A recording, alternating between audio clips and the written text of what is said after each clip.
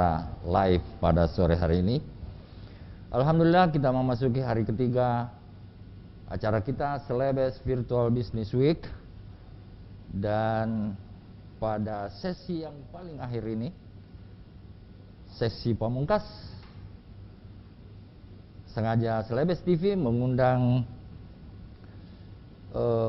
Wakil Gubernur Sulawesi Selatan yang saat ini diamanahkan menjadi pelaksana tugas Gubernur Sulawesi Selatan, Bapak Andi Sudirman Sulaiman.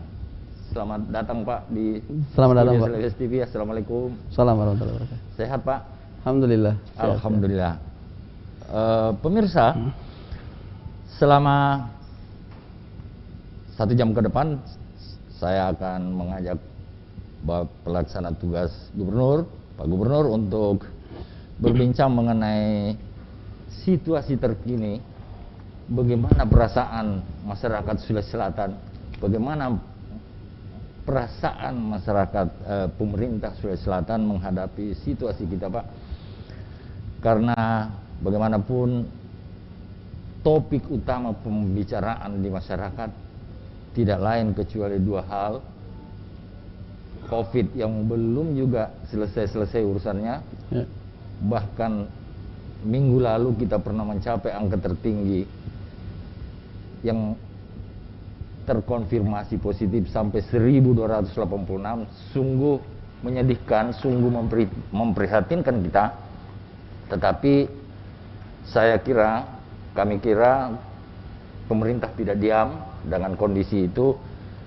Oleh karena itu pantas di forum ini Pak Gubernur menjelaskan apa yang dilakukan pemerintah Provinsi Sulawesi Selatan dalam rangka mengatasi persoalan masyarakat dan persoalan kita semua terkait COVID, terkait ekonomi masyarakat yang semakin terpuruk dengan adanya pembatasan-pembatasan.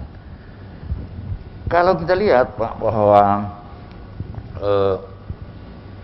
seperti yang saya katakan tadi, bahwa pemerintah Provinsi Sulawesi Selatan tentu tidak diam.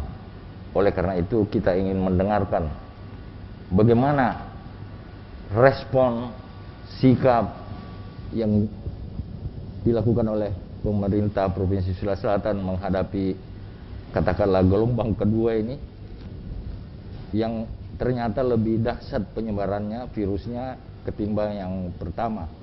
Oleh karena itu saya persilahkan Pak Gubernur untuk menjelaskan. Baik, terima kasih banyak atas tentu undangannya untuk hadir di tempat ini. Pertama-tama tentu saya ucapkan Assalamualaikum dan salam sejahtera untuk seluruh masyarakat Sulawesi Selatan. Pada hari ini kami tentu akan berdiskusi perihal bagaimana perkembangan terakhir.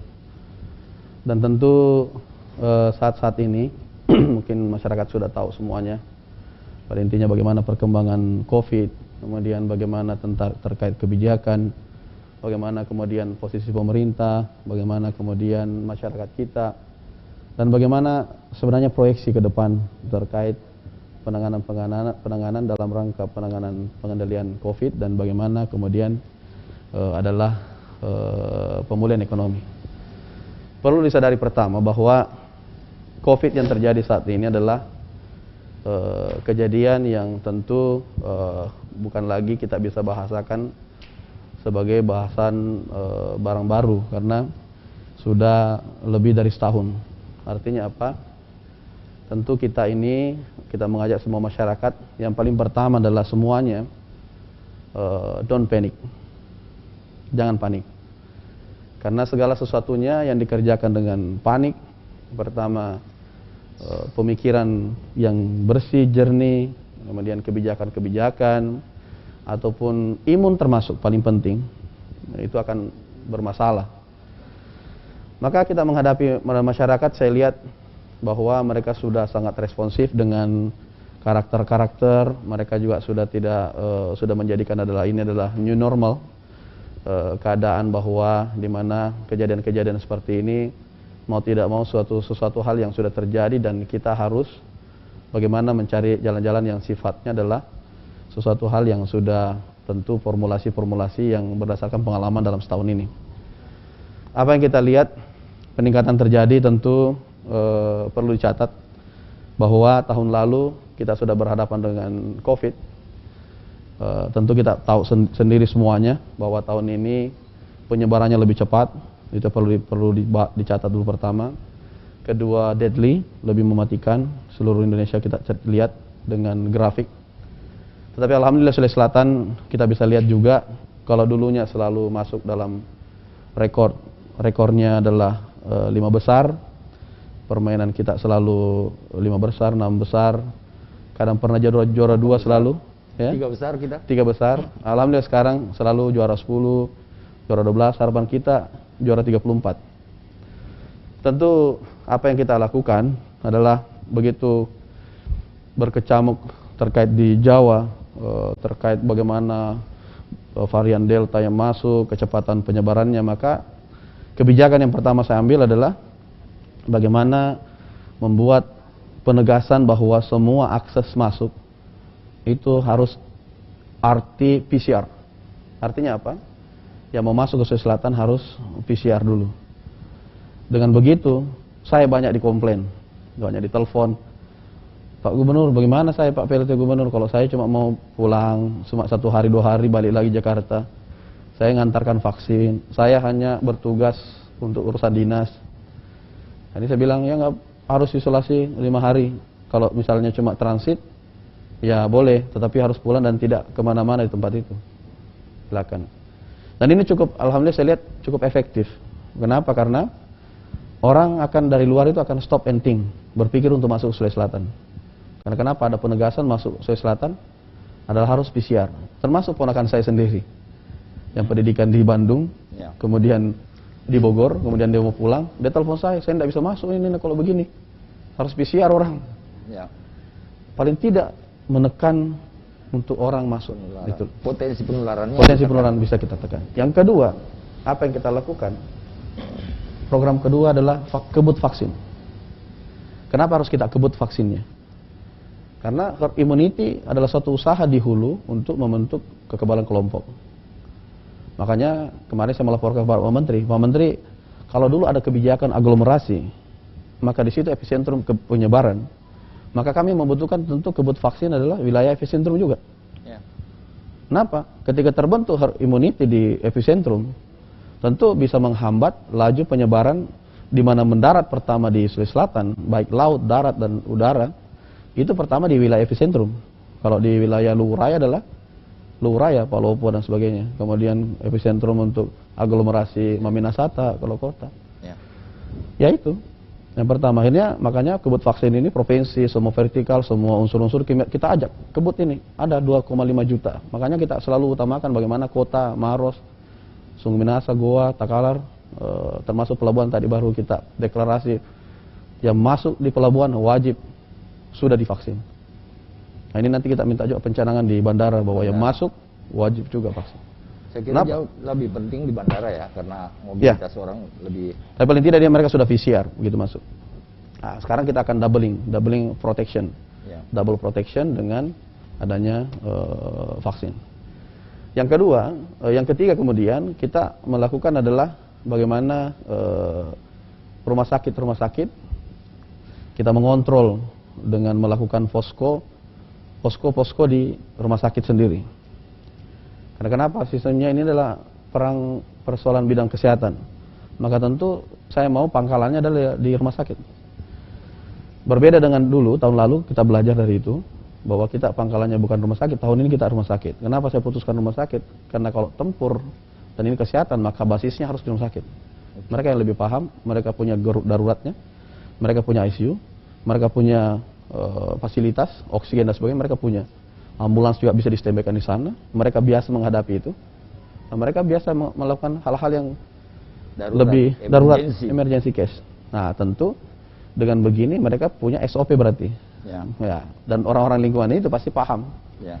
Itu makanya pangkalannya di Dadi. Dadi kenapa dipilih? Karena lebih luas wilayah areanya dan lebih enak untuk mobilitas dan sebagainya, untuk penyimpanan dan sebagainya.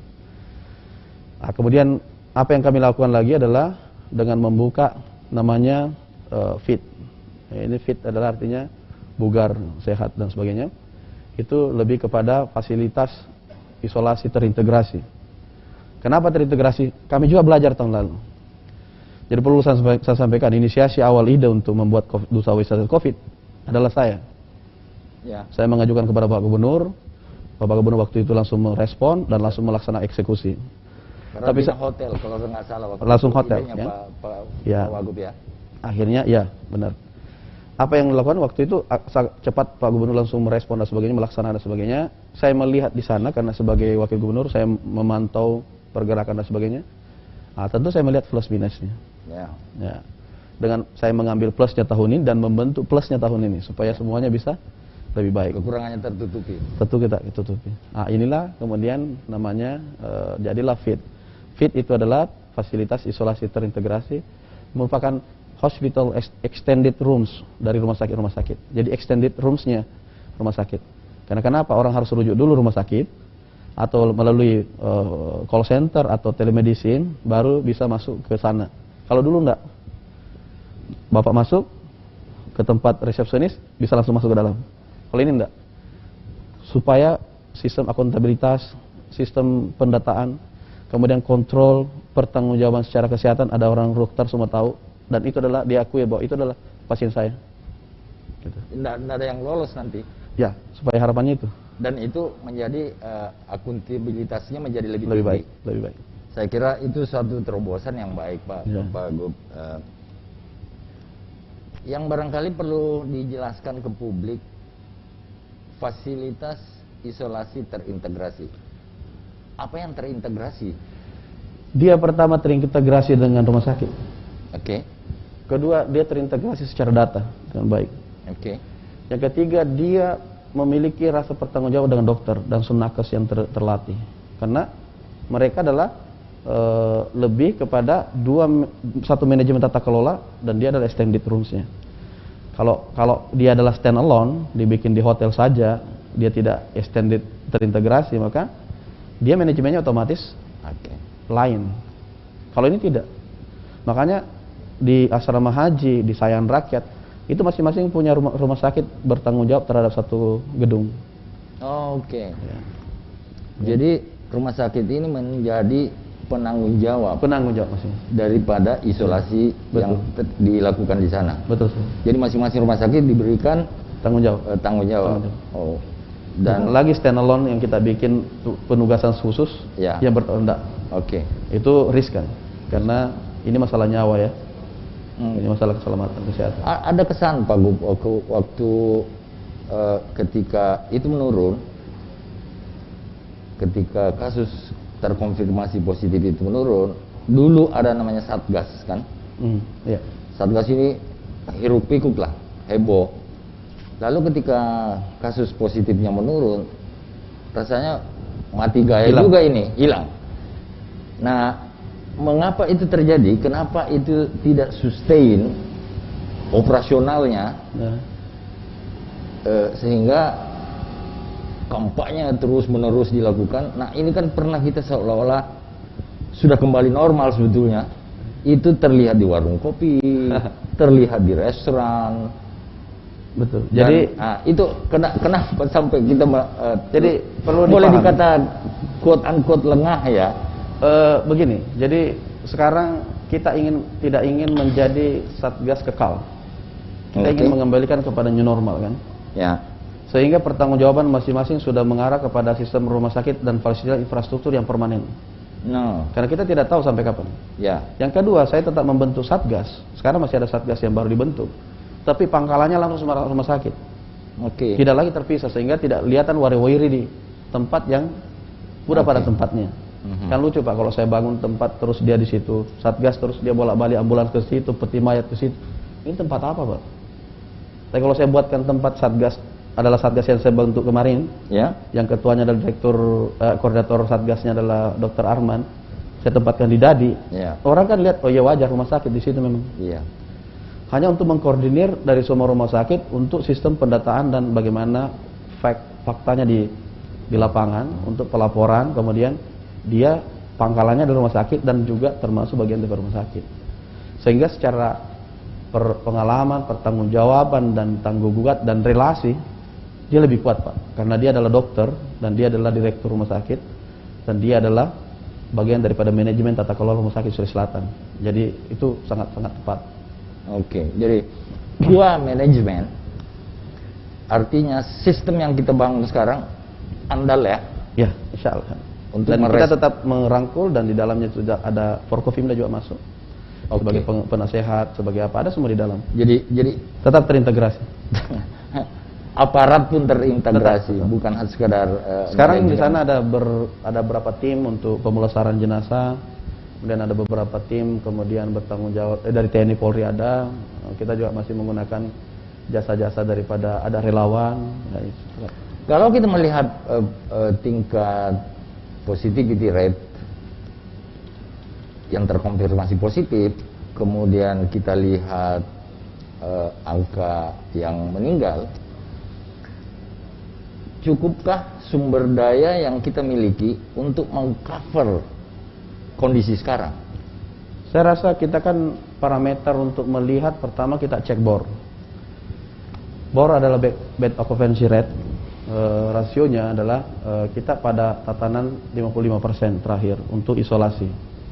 Jadi perlu dipahami juga, kalau dulu tidak ada isolasi di rumah sakit.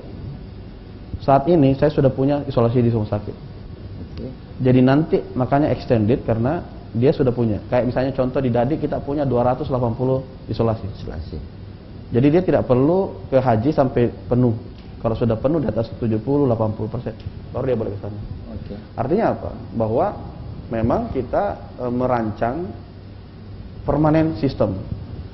Yang kedua, apakah ini cukup mengcover atau tidak? Bahwa kita lihat bornya, kan parameternya cukup mudah.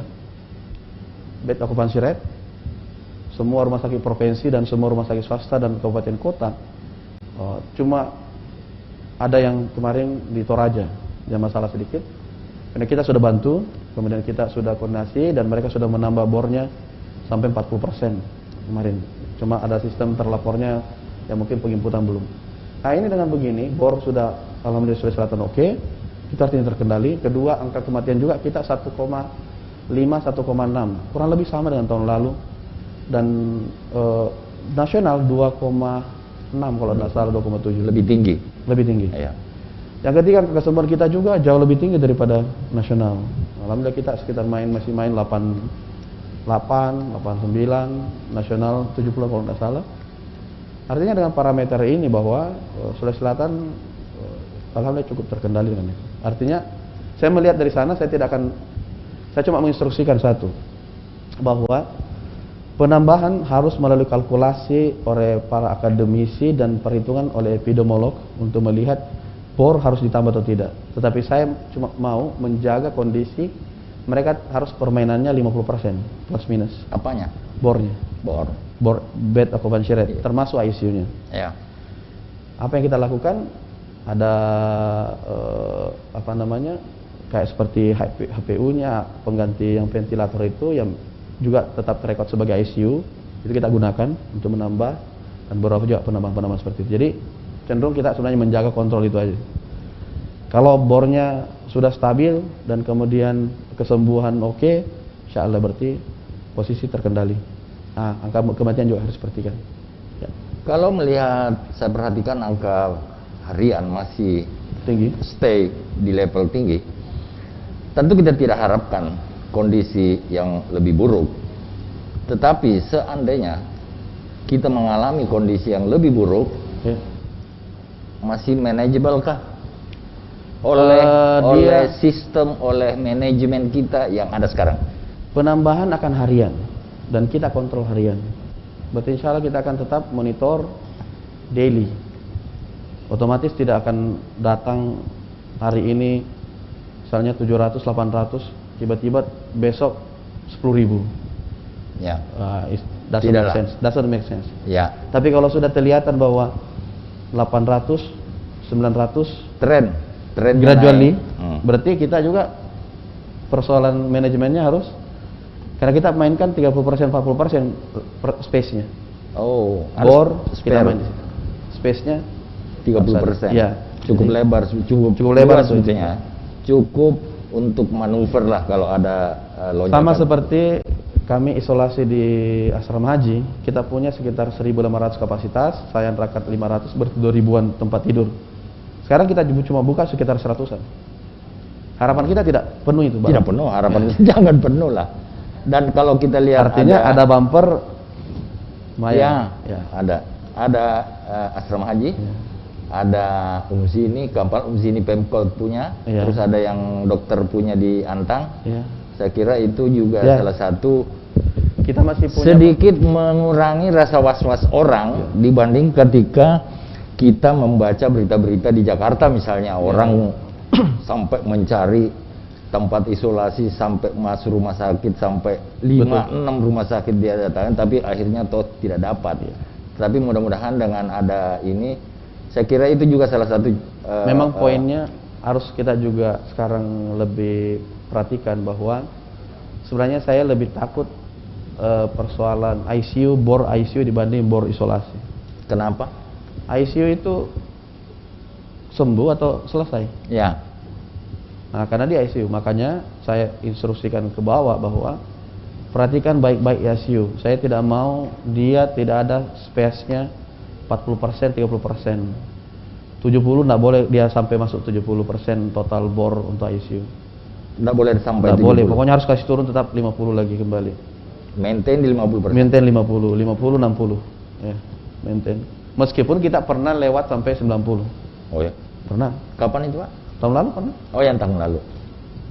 Saya bilang saya tidak mau. Saya tidak mau karena ini masalah nyawa. Yang ICU itu ya? ICU. Kalau isolasi, Pak, kami punya diklat banyak ruangannya. Betul. Kami punya BPSDM, kami punya diklat PLN, kami punya diklat beberapa. Semuanya ini belum kami kontak, Pak. Itu plan 3. Tapi plan 2 sudah, asrama haji sudah jalan. Jadi kalau bicara itu, Pak, yang ICU itu kita kira-kira berapa kapasitas ya? kita kapasitas ICU I'm not sure but mungkin sekitar 200-an lebih provinsi saja. Kemudian kabupaten kota berapaan, tetapi paling tidak 100-an lebih, 190 atau berapa, tapi saya tidak tahu angka pastinya. Tapi yang pasti kita masih di angka ICU itu 40-an, 50-an, 45. Manageable lah ya? Ya, manageable. Ya. Oke, Pak, kalau misalnya sekarang tadi salah satu step strategiknya dan program unggulannya Pemprov untuk mengatasi COVID ini adalah vaksin. Ya. Karena ya memang vaksin yang menjadi harapan sekarang. Obat tidak ada, belum ada formula yang jitu seperti obat batu, ya kita minum obat batu yang ada di pasaran. Nah, itu kan tidak ada. Dan sehingga harapan masyarakat adalah vaksin yang accessible. betul. Bagaimana orang tidak antri kalau mau vaksin? Apalagi misalnya vaksin itu sudah kesadaran masyarakat untuk ikut vaksinasi itu sudah mulai terbangun. Orang sudah mulai bercanda, kau udah vaksin belum? Ya. Artinya Sudah jadi sudah tertanam di masyarakat itu. Ya walaupun masih ada juga yang ragu-ragu, masih ada yang takut-takut. Betul. It's a normal life ya. Normal. Tetapi kesadaran itu sebetulnya sudah terbangun, terutama milenial. Kau udah vaksin belum gitu? Kan gitu ya. Nah, bagaimana program kebut vaksin ini kalau nggak salah berapa per hari itu ya? Nah, ini kan saya lihat ada keterlibatan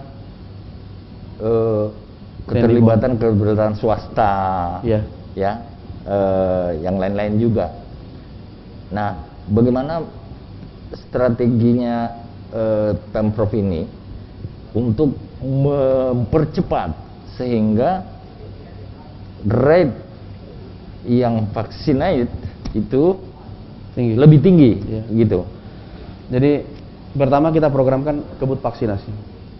Vaksinasi adalah salah satu untuk membrain bahwa di brainwash ini bahwa mereka salah satu upaya. Makanya ada pernah saya tanya salah satu orang bule, dia di kemarin waktu vaksinasi.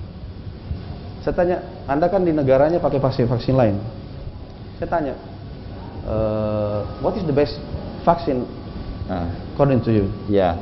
Bilang, the best vaccine is yang mana ada paling cepat dapat. not a brand. Vaksin mana paling As cepat soon as dapat? possible. Itulah. Ya, ya. The Oke, fastest Pak. vaccine you can get. Ya, ya, ya, ya. Jadi kalau kamu bisa dapat yang paling cepat, ya itu vaksin itu terbaik. aja. Nah, kenapa bilang ini darurat? Ya. Akhirnya disitulah kita melihat. Dan kedua, parameter kedua bahwa menurut penelitian yang juga tadi disebutkan bahwa Menkes dan juga beberapa dari dokter-dokter bahwa 94-95% meninggal itu adalah yang belum divaksin. Ini salah satu rujukan. Makanya yang ketiga, dengan keterbatasan aksesibilitas terhadap vaksin, maka saya menginstruksikan kepada semua kabupaten kota bahwa yang divaksin duluan adalah yang positivity rate yang tinggi di wilayah itu. Wilayahnya. Kecamatannya, Oke. atau Ya, lurahnya, itu dulu divaksin. Hmm. Kenapa? Di situ epicentrum. Epicentrumnya. Iya. Serbu dulu Serbu dulu epicentrumnya. epicentrum. Memadamkan api kan mencari titik api dulu. Ya, betul. Ya. Titik api bisa banyak, tapi kita harus cari titik api. Ya, oke. Dan kobaran paling besar di Sulawesi Selatan adalah aglomerasi. Ya. Aglomerasi adalah perkotaan kota Palopo, kota Parepare, kota Makassar, Ya. Sungguh Minasa, Maros, Takalak, dan inilah aglomerasi. Terus kota Bone, kota mana, semua ibu kota kabupaten dan kota. Nah, di daerah itu Ya. sudah berapa cepat vaksinasi di tadi yang itu? Jadi harus dipahami, ini hampir-hampir saja. Saya setiap daerah pasti minta vaksin. Udah banyak, ada beberapa kabupaten kita kosong. Kenapa? Karena ada juga beberapa yang mempertimbangkan untuk vaksin 1 dan 28 itu adalah vaksin kedua. Ya. Jadi ketika ada stok di lapangan terjadi, peluangnya besar sekali bahwa itu adalah cadangan untuk vaksin kedua. Oke. Kalau Bapak sudah saya vaksin 1 kali, kira-kira vaksin kedua Bapak cari enggak? Kalau saya habiskan untuk vaksin hari kedua, hari ketiga orang lain, dan stok terlambat untuk 22, kira-kira Bapak gimana? Ya, bisa protes lagi orang. Nah ini take Iya, and iya. give juga. Manajemen juga ini. Cuma Pak Presiden sudah menginstruksikan kepada kita, kan kita harus mengikuti itu, bahwa cadangan kerjakan aja, karena kita jamin bahwa akan ada vaksin. Akan ada Akan ada berikutnya vaksin kedua. Itu aja keyakinan kita. Oke. Dan kedua, 1 kali vaksin dan 2 kali vaksin, bahkan ada yang sudah 3 kali vaksin. Means that Ya. berapa kali vaksin kita cek, ada yang sampai 3 kali kan sudah. Artinya 1, 2, 3, that's fine, suntik aja. Untuk Selama saat dia ini, mau. untuk saat ini fokus vaksin aja, ya kan? Jadi ada proses cepat di epicentrum ini Justru saya mau lebih menanya, cepat daripada yang non epicentrum kira-kira. Iya. Itu sudah terjadi sekarang. ada wilayah pulau, ada wilayah desa, belum pernah kenal namanya COVID di Sulawesi Selatan. Oke. Saya ke Pangkep, pulau apa? Tanya, gimana COVID di sini? Apa itu COVID, Pak? Oh ya. Nah, Mungkin itu- corona dia tahu. Oke, corona itu ya. Ya, Ya. itu that's the fact. Ya. Makanya ya. saya memformulasikan sebuah guideline dan akan mengajukan ke kementerian untuk kemudian mungkin menjadi bahan pertimbangan bahwa kita mau leveling dalam PPKM, pembatasan kegiatan masyarakat skala mikro itu betul-betul ke skala mikro level 1, level 2, level 3, penetapannya adalah RT RW. Ya. Ketika penetapan RT RW menaik, kita memberikan ke Tripika mungkin, camat dan Ramil Kapolsek yang menetapkan, mengusulkan persetujuan atau pendelegasian dari bupati atau wali kota. Ketika dia 50% RT-nya sudah level 3 misalnya, maka desa itu sudah level 3. Ketika semua desa dalam satu kecamatan 50% lebih adalah level 3, baru naik tingkatan kecamatan yang di blok sebagai level 3. Apa yang terjadi? Intervensi lebih mudah kita ukur. Bahwa yang kita bantu bansos, yang kita tracing 3T, yang kemudian kita turun untuk sisir, kemudian kita wilayah jalur masuk keluarnya, dan kemudian yang terdampak COVID, pedagang dan sebagainya, kita mudah ukur karena tingkatannya lebih kecil. Yang sekarang dilakukan kan langsung skala kabupaten, Ya. level 4 semua, 4 semua. atau dia level 3 semua. Sekarang kalau saya tetapkan misalnya Goa atau Makassar misalnya level 4, kira-kira barang cadi level 4 enggak? Kira-kira Ya, ya, menurut ya. Bapak level 4 enggak? Atau misalnya Goa, Belum tentu karena dia di pulau misalnya. misalnya Goa, Kira-kira Gunung Lompo Batam, Bawah Karang, Tompok Ya. Bulu, apakah kira-kira sama levelnya dengan Sungguh Minahasa? Tentu tidak. Nah inilah kenapa Ah. kita mau mengajukan adalah bottom up sistem leveling. Kita hanya membuatkan guideline dan tata cara penetapannya. Nah, terserah Anda mau menetapkan yang mana. Tapi oke lah berbeda. Tapi kalau terjadi mobilitas yang tinggi, Makanya kita tetapkan ketika itu sudah ada pembatasan ke luar masuk kan. Itu lebih, saya rasa istilahnya kita mulai memberikan peringatan bahwa titik A, titik B, titik C sudah mulai. Tetapi kalau sudah 50% kecamatan adalah semuanya zonal, close all. maka baru kabupaten. Kenapa kita berpikir itu? Karena harus side by side ekonomi dengan Ya. sehingga kita ini bisa tetap berinteraksi. Jadi sebetulnya tidak ada kendala soal vaksinasi ya. Ya, kita cuma kendala persoalan pendistribusian vaksin kepada kita. Mungkin Supply supply dari ya. pusat. Karena ini kan vaksin tidak bisa sembarang kita belikan. Ya, cuma kami pahami pusat juga pasti berpikir bahwa kalau saya juga di pusat pasti akan berpikir wilayah mana yang paling kencang epicentrum yang akan saya berikan dulu. Oke. Karena setiap ada persoalan dari luar varian baru pasti Jakarta dulu, atau Surabaya dulu, atau Bali dulu. Pasti ini Jawa Bali ini pasti jadi pintu. Tapi sejauh ini supply-nya itu inline nggak dengan kecepatan sebetulnya yang kita mau vaksin dengan suplai vaksinnya? Kalau saya mau bilang bahwa seandainya ada itu dan itu adalah produksi lokal, Kita beli. kita harus selesaikan satu pekan aja. Tapi itu tidak produksi lokal dan Betul. saya rasa seluruh negara juga berjuang untuk memperebutkan itu. Jadi kita pahami juga. Jadi apa yang kami pahami, kebut yang sebisanya kita kebut, dapatkan vaksin yang bisa didapatkan dengan jalur mana saja. Makanya kami apresiasi ada swasta, ada apa, mencari jalan untuk Ada mendapatkan polisi vaksin. Pak, ada tentara bikin, ada. Go ahead. Ya. Dapatkan vaksin, tidak lain adalah warga kita. Tapi itu terdata nggak semuanya? Insya Allah terdata. Karena kita ada sistem, kalau tidak terdata dia tidak terlapor. Ya, Kalau tidak terlapor berarti tidak ada progres bagi dia. betul. Iya, pasti dia lapor insya Allah. Oke. Tapi tidak ada kemungkinan yang ini ya, yang lag dalam sistem. Pokoknya semua dalam sistem. Kita pasti terkendala persoalan masalah data kadang-kadang. Jadi kita nggak terlaporkan sekian, mungkin ada yang human error lah. Kadang-kadang juga mungkin masalah sistem, signal dan sebagainya, pelaporan baik yang manual maupun yang secara elektronik dan sebagainya. Tentu ada kendala di lapangan teman-teman. Tapi pada intinya pasti mereka memiliki data asli dan data otentik untuk itu. Dan kami juga dapatkan dari instansi termasuk kepolisian, termasuk TNI, termasuk dari beberapa swasta yang sudah tervaksin, pendataannya ini yang memang mereka, termasuk misalnya kayak SMA kan belum ada yang remaja SMP, KTP-nya mungkin kadang-kadang susah. Ya inilah kadang-kadang mungkin pendataan. Tapi mereka tetap dapat data ada secara sertifikat tetap, dan bisa jadi rujukan ketika ada NIK-nya, bisa kan ada kakaknya biasa. Kondisi sekarang tentu kan berbeda dengan kondisi di awal.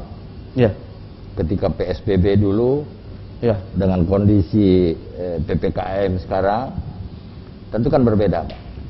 Dan dengan kondisi yang sudah sekian lama ini, 1 tahun lebih, tentu kan daya kantongnya Pemprov ini juga makin mengecil. Ya. Apalagi pemasukan mungkin makin kecil juga karena ekonomi tidak jalan, pajak dan lain sebagainya. Tapi cukupkah anggarannya Pemprov untuk memanage ini supaya masyarakat selamat ini? Ya, kami di Pemprov sendiri ya. Waktu saya take over mungkin persoalan menjadi PLT ini di Maret ya, Maret 2021. Maret 2021. Saya juga dikondisikan ketika ada utang sampai berapa di tengah pandemi, sampai ada yang prediksi bahwa itu adalah minus sampai 700 sampai 1 triliun Pak. Perhitungan dalam neraca. Saya bilang pertama, saya harus mulai berpikir kalau saya tidak bisa menekan tinggi pendapatan karena kondisi pandemi, pendapatan tetap saya genjot, tapi bagaimana efisien dalam sistem penganggaran. Kita mulai putar semua keadaan, alhamdulillah 300 miliar pertama bisa terbayar. Kemudian sistem kondisi keuangan sudah mulai normal. Oke. Sudah mulai normal. Kita menghadapi belanja juga tetap, belanja prioritas tetap jalan, infrastruktur tetap jalan. Kita bisa membangun jembatan, kita bisa mengaspal dengan kuat, kita bisa membangun masjid dan sebagainya, masjid yang besar. Termasuk bagaimana membantu-bantu rumah-rumah ibadah. Artinya apa? Kami berpikir bahwa bagaimana ini harus teamwork. Dan kami berpikir dengan kondisi begini, saya selalu bilang kepada semua, tidak semua bisa dipenuhi, tetapi paling tidak ada yang bisa dipenuhi. Dan silakan Anda untuk bekerja sebagai tim dan mungkin berpikir bahwa bagaimana kita tetap survive untuk menghadapi ini. Kita harus yakinkan masyarakat bahwa insya Allah kita akan baik-baik saja. Oke, kalau sering terjadi, sering kita baca, sering kita dengar bagaimana di daerah lain juga terjadi, nakes ini sering terlambat dia punya honor atau allowance-nya gitu ya. Nah, kita di sini bagaimana? Jadi saya juga baru tahu setelah dibayar. Jadi dia ternyata nakes yang tahun lalu 2020. Nah, kita selesaikan. Saya bilang jangan lihat dia tahun berapa. Sebenarnya ada keraguan kemarin membayar itu. Saya tanya teman-teman kenapa? Karena persoalan akuntabilitas dan dia bisa jadi pengakuan utang atau tidak, karena persoalan dia tahun lalu. Iya. Itu kan harus diverifikasi, Pak, ya, dengan betul. baik. Sementara yang diverifikasi awal adalah tentu banyak yang antrian. Pertama mulai konstruksi 300-an miliar dengan beberapa tetek bengeknya dan sebagainya. Udah kita masuk insentif nakes. Insentif nakes ini kan tanda kutip tidak melihat barang. Betul. Iya kan? Iya. Pasti Catatan kita pasti berpikir dulu yang tahun lalu yang barangnya kelihatan sudah. Ya. Lebih mudah, lebih aman. Nah, ini kita selesaikan dulu semua. Teman-teman pikiran saya. Karena kenapa? Nakes itu tidak sampai ke saya dalam persetujuan. Insentif nakes itu cukup diselesaikan di BKD dan APIP. Karena kenapa? Dia darurat kan. Dia tidak perlu persetujuan. Ya. Karena dia dalam belanja khusus. Maka saya cuma perintahkan percepat, jangan ragu, pendampingan tetap akuntabilitas tinggi. Yang insting yang tidak sudah, yang penting kita tidak ada niatan, jalan. Oke, jadi bisa dipesankan bahwa nakes tidak usah ragu, Pemprov akan selesaikan. Jalan aja. Kewajibannya. Jalan aja. Kita selesaikan. Itu satu kayak Satu hal saja bahwa tetap bagaimana profesional dalam bekerja dan akuntabel. akuntabel. Ya. Awal COVID, awal dibentuk Satgas,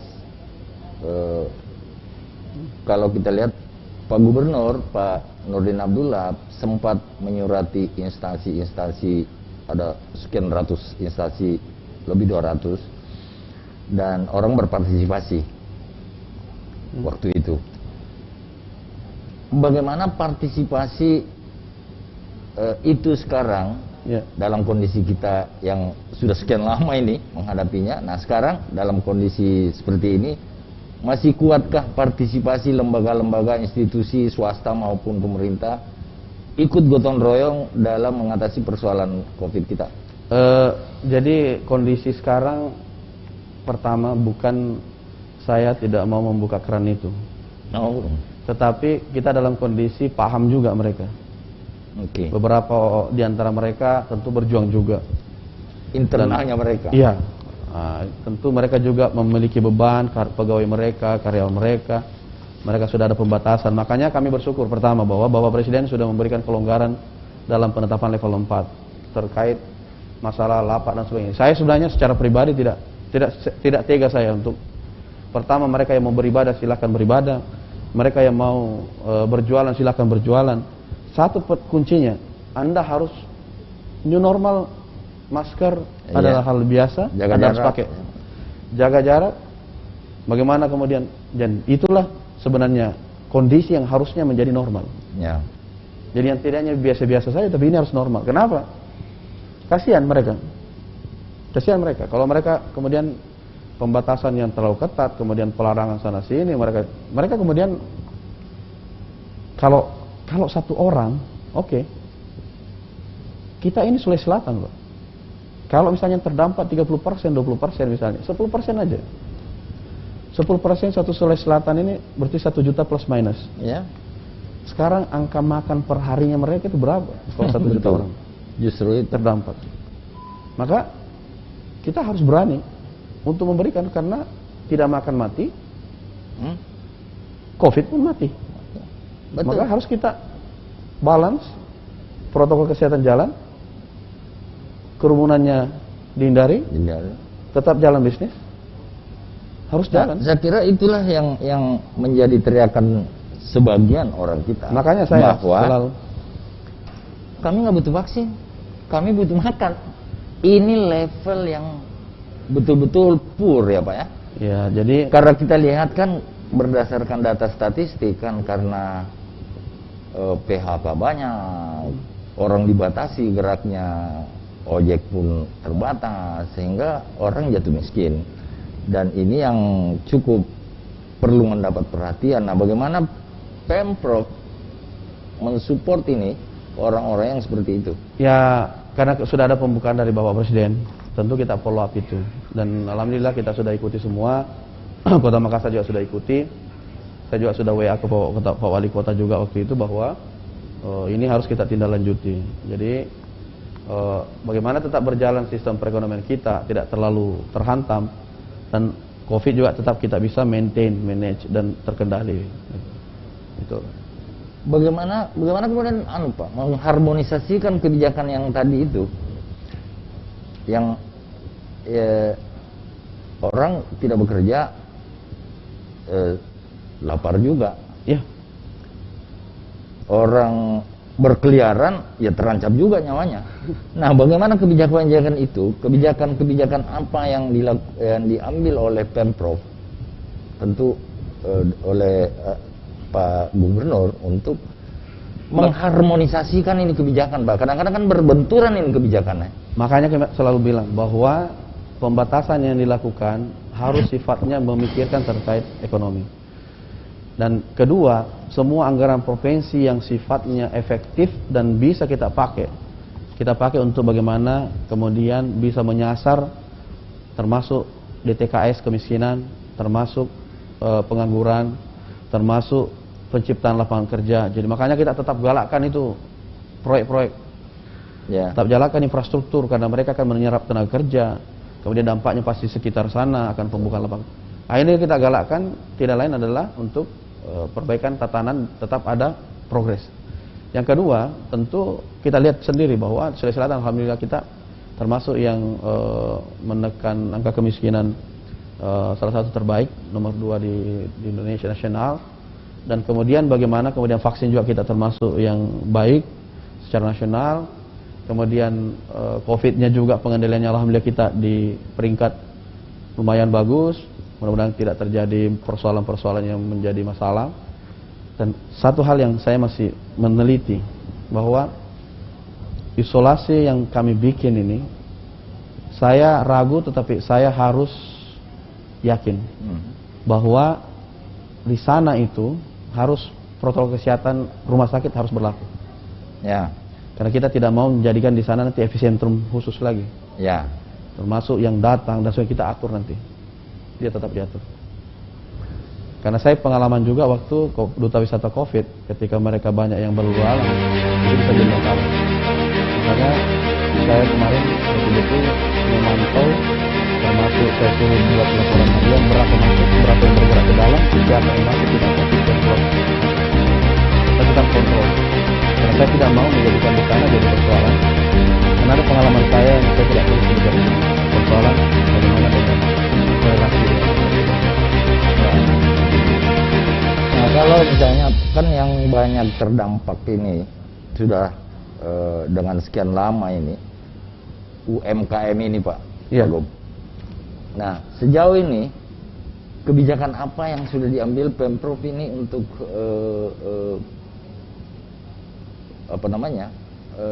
untuk tetap mensupport, setidaknya mereka survive dulu deh.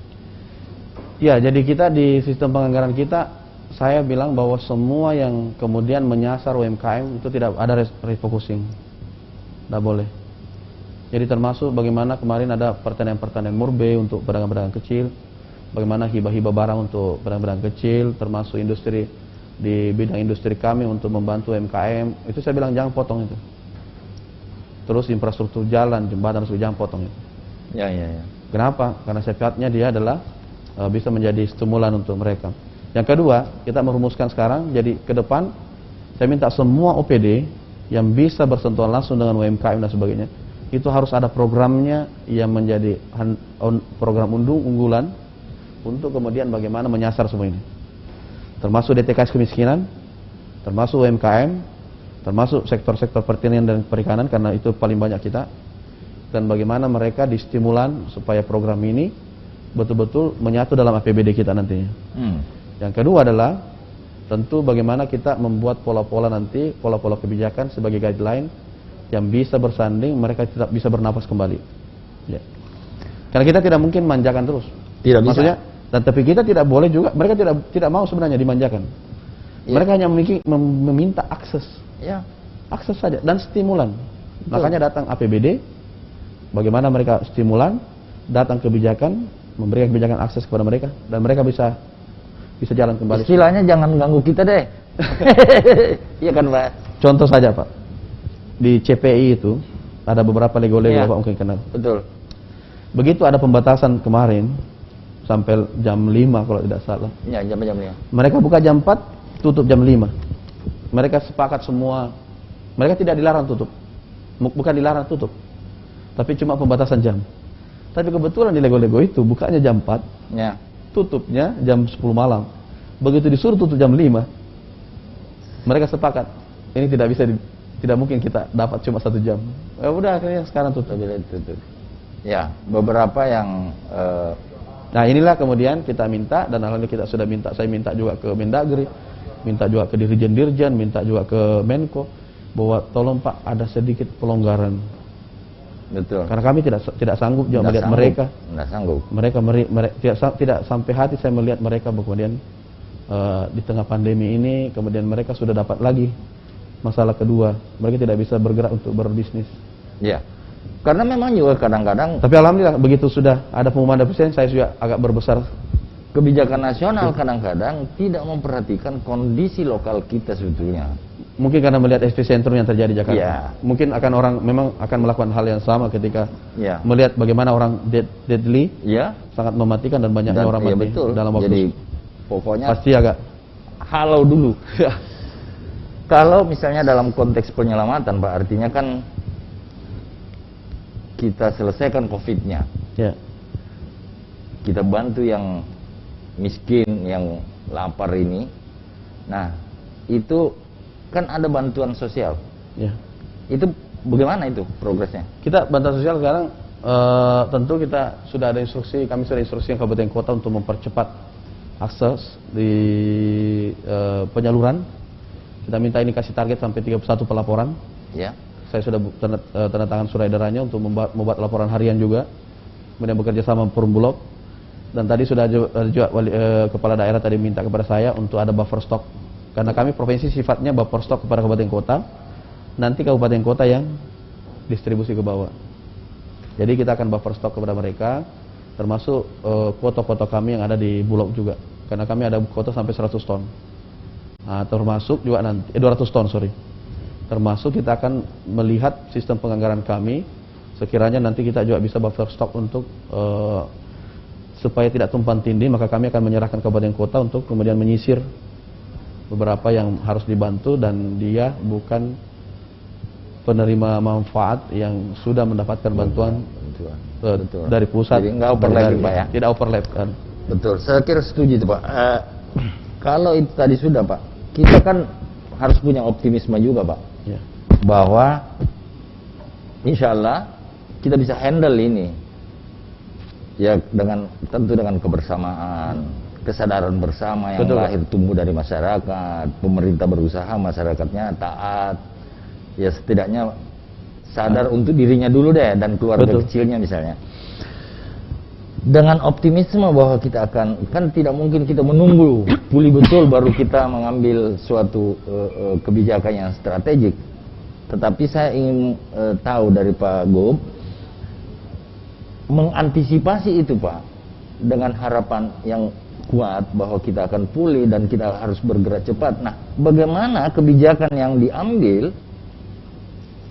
ketika kita harus rebound dan serentak orang rebound, Iya. kebijakan-kebijakan apa, insentif-insentif apa yang bisa diberikan kepada dunia usaha misalnya untuk ketika rebound jangan kita ketinggalan reboundnya dengan orang lain yang lebih dulu menyiapkan misalnya begitu. Jadi pada prinsipnya pertama kita tahu Sulawesi Selatan ini juga masih ketergantungan terhadap APBD masih kuat juga. Yang pertama. Yang kedua, kami tentu membuat kebijakan-kebijakan untuk memasifkan program-program ekspor.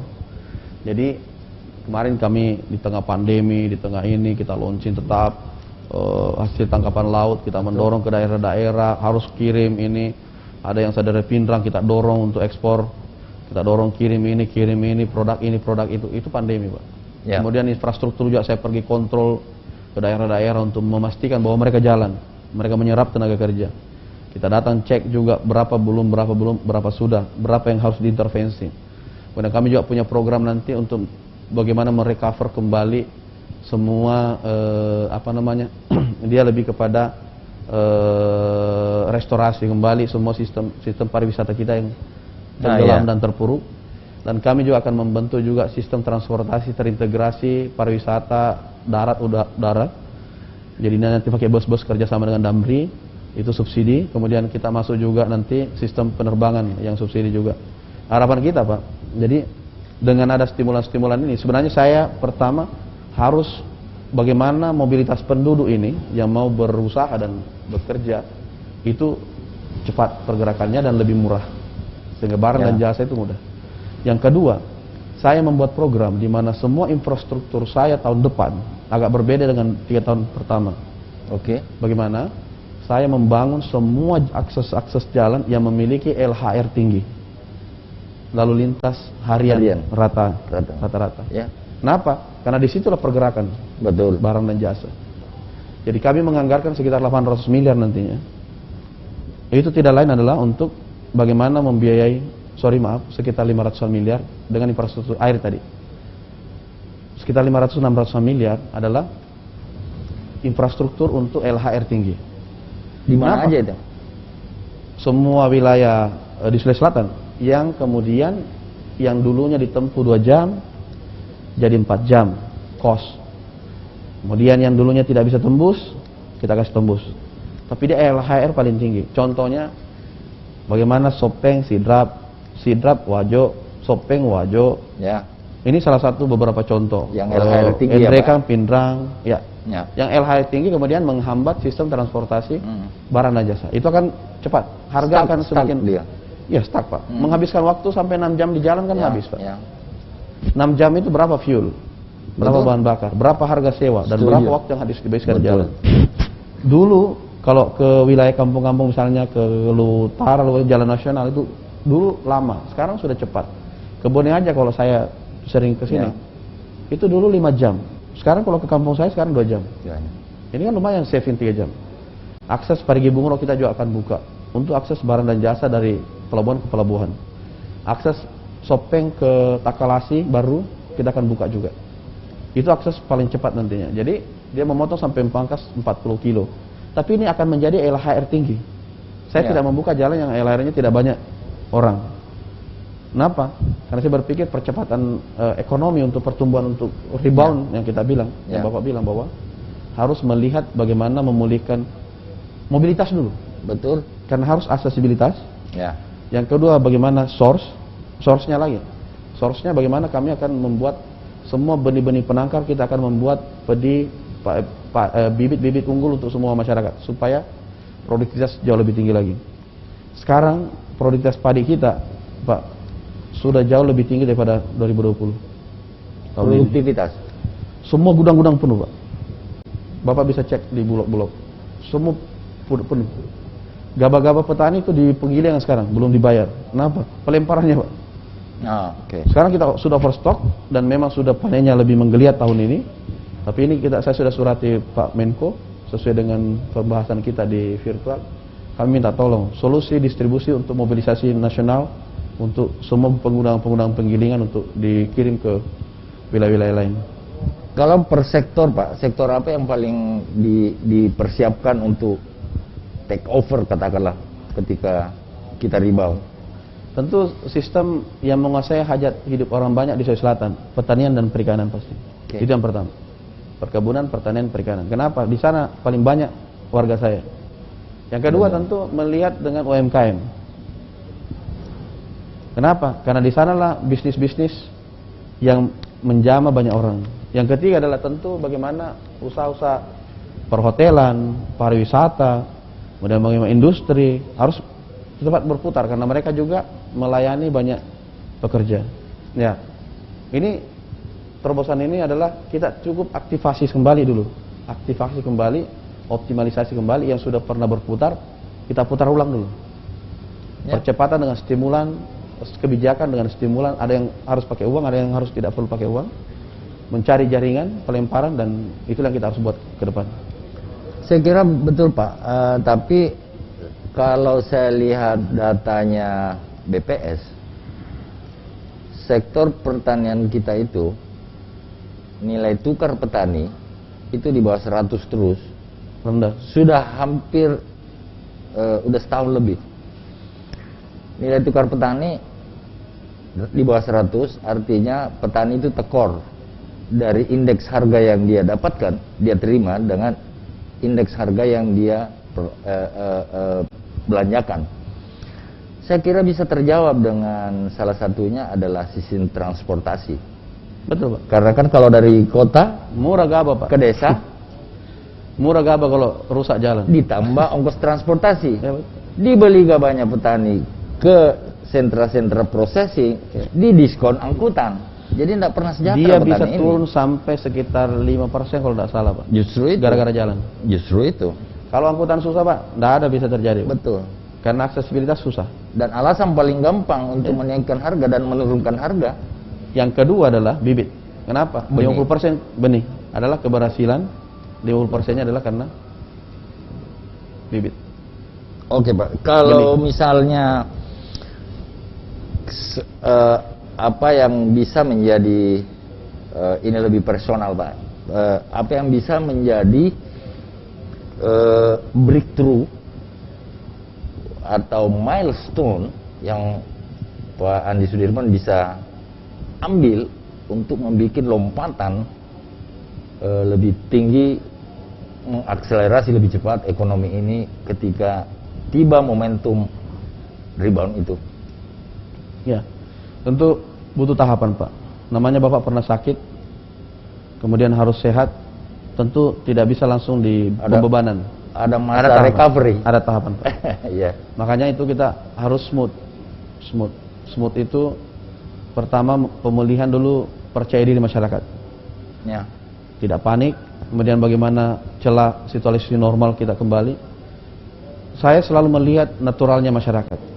Kalau masyarakat berani untuk itu dan mereka kompak untuk itu pasti disitulah jiwanya dan disitulah keberaniannya dia. Dan dia lebih tahu. Makanya pola-pola kebijakan yang saya ambil adalah selalu melihat kecenderungan masyarakat. Kenapa? Itu sebagai masukan yang kuat. Kenapa? Pasti ada yang mendorong mereka begitu kuat. Ya. Ekonomi, uang, atau mungkin hal lain. Betul. Ini yang membuat mereka mendorong. Maka kita harus peka.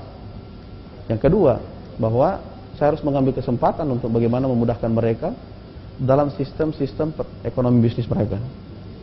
Saya harus hadir menjadi regulator untuk mereka.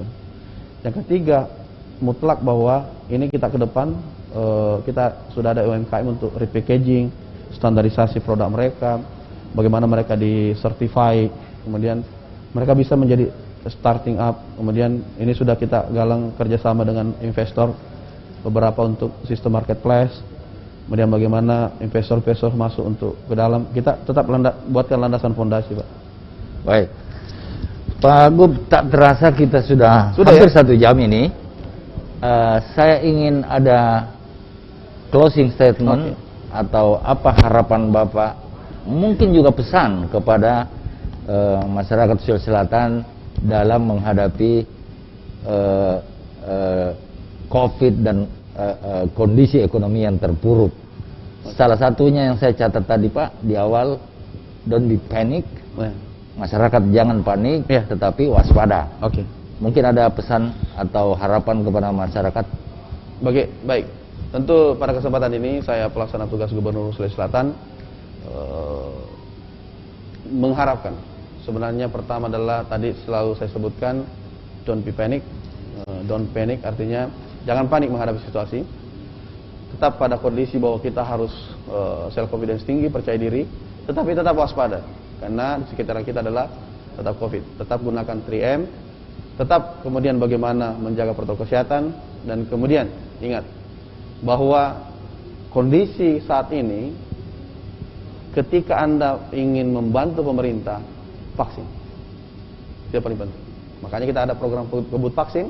Bagaimana Anda mendapatkan vaksin, bagaimana Anda mengakses vaksin. Tetap sabar, tetapi programkan bahwa Anda harus tervaksin. Yang kedua, saya perlu sampaikan bahwa dukung dan kekompakan kita selalu bersama. Karena tentu kami pemerintah berpikir tentang bagaimana ekonomi, bagaimana kemudian pendidikan, bagaimana kemudian semuanya, pertanian dan sebagainya di masyarakat. Kita harus kompak. Kenapa? Di pandemi inilah diuji gotong royong kita setelah perang kemerdekaan kemarin. Bahasan-bahasan kemudian kontra dan sebagainya, hoax dan sebagainya tidak usah dibesar-besarkan. Yang penting adalah bagaimana kita saling mensupport dan saling mendukung untuk keluar dari sebuah pandemi ini. Yang ketiga, bahwa bagaimana kemudian kita melihat ekonomi kita tetap berjalan, tetaplah optimis untuk terus bekerja, dan tentu pemerintah akan selalu hadir untuk sebuah kebijakan-kebijakan yang lebih baik. Selalu tetap waspada, selalu optimis, dan buatlah hati menjadi tetap imun lebih baik. Imun, iman, dan bagaimana protokol kesehatan yang jauh lebih baik. Ikuti pemerintah, taat kepada pemerintah, dan bagaimana kita tetap bersabar dan berdoa kepada Allah Subhanahu wa taala. Mudah-mudahan kita keluar dari pandemi. Demikian. Assalamualaikum warahmatullahi wabarakatuh. Luar biasa. Pemirsa Celebes TV, itulah tadi tak terasa 1 jam saya berbincang-bincang dengan pelaksana tugas Gubernur Sulawesi Selatan Bapak Andi Sudirman Sulaiman. Saya kira banyak sekali poin yang bisa kita petik. Jangan panik, tetap optimis. Mari kita bersatu, jangan saling menyalahkan. Nilai-nilai, tradisi-tradisi, dan nilai-nilai kultur kita masih harus kita pegang kuat dalam kondisi seperti ini. Ada tadi lagi 1 poin, gotong royong. Jangan biarkan tetangga menderita sendirian. Ayo kita bantu kalau ada tetangga kita yang mengalami kesusahan. Dan pemirsa Celebes People, tentu saya juga ingin memesankan dan mengapresiasi selama Anda mengikuti kegiatan ini, Celebes Virtual Business Week selama 3 hari. Banyak sekali hikmah yang bisa kita petik dari sekian belasan narasumber yang tampil. Saya atas nama Celebes TV juga mengucapkan terima kasih atas keterlibatan dan partisipasi Celebes People. Stay safe, tetap waspada, tetapi jangan panik seperti pesan Pak Gubernur. Sampai jumpa. Assalamualaikum warahmatullahi wabarakatuh.